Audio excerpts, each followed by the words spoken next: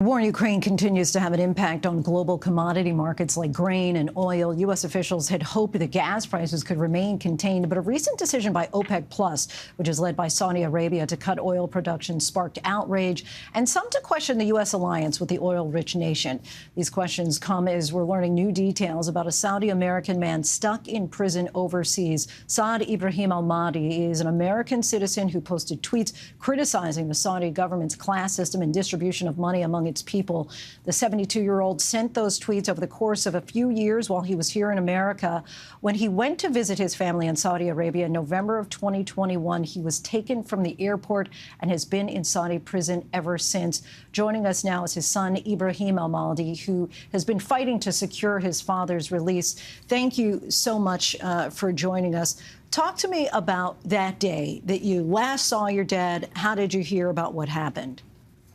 Last time I saw my dad, I thought everything was okay. I didn't know about his situation until December 20th.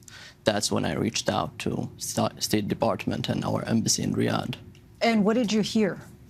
They told me we'll try to locate your father. We have no idea where he is right now. And did you ever learn then about some charges? How did that information come to you? Nothing until March 29th when they saw my father in Al Hayr prison. It's a political prison where they throw the Saudis there for practicing freedom of speech, which they don't have in their constitution there, but as American citizens, we have it here.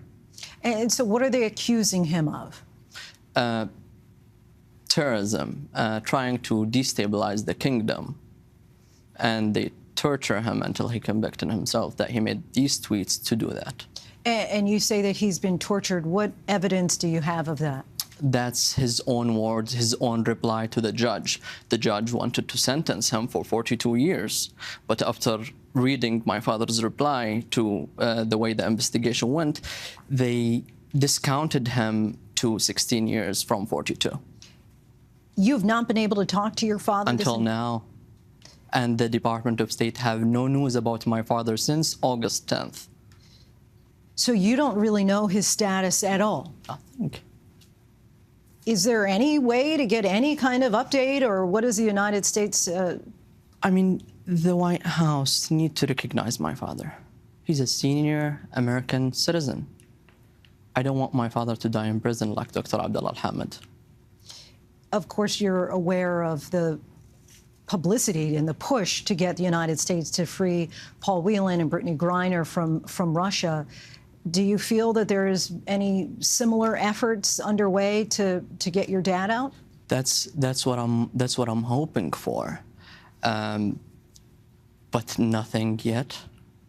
You've said that the State Department has mishandled your father's case, and I do want to give you a quote that they have told ABC. They say, "We have consistently and intensively raised our concerns regarding his case at senior levels of the Saudi government several times in both Washington and Riyadh, and will continue to do so.